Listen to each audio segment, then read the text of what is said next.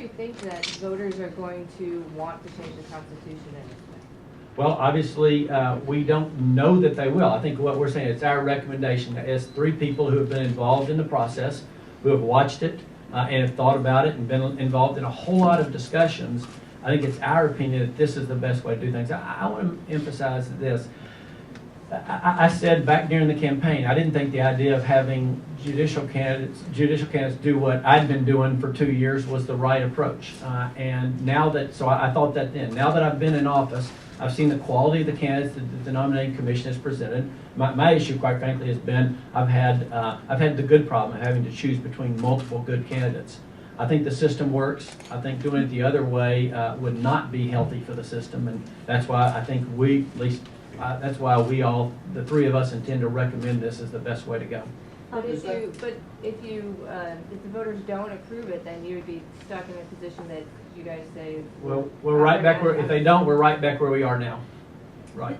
Talk about the dynamics in your own political party. You know, others, obviously there's disagreement there. How does that shake out legislatively?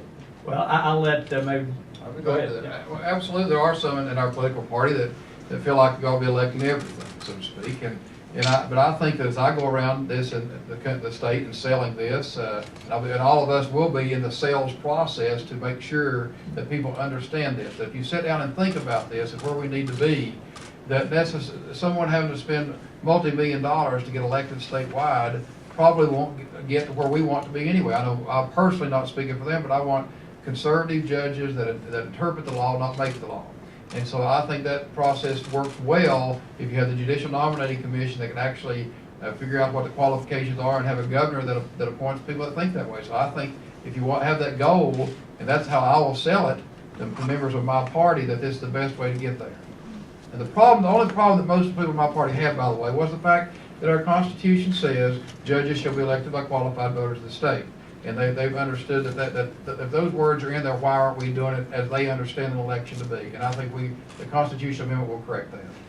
So if the voters reject this, I guess you two will be up here talking about how we need to have popular elections. Judges?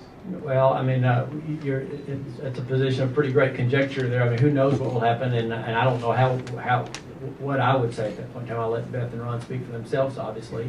But I would still be of the opinion that doing it the way we do now is the best system. Well, how does it provide finality and clarity?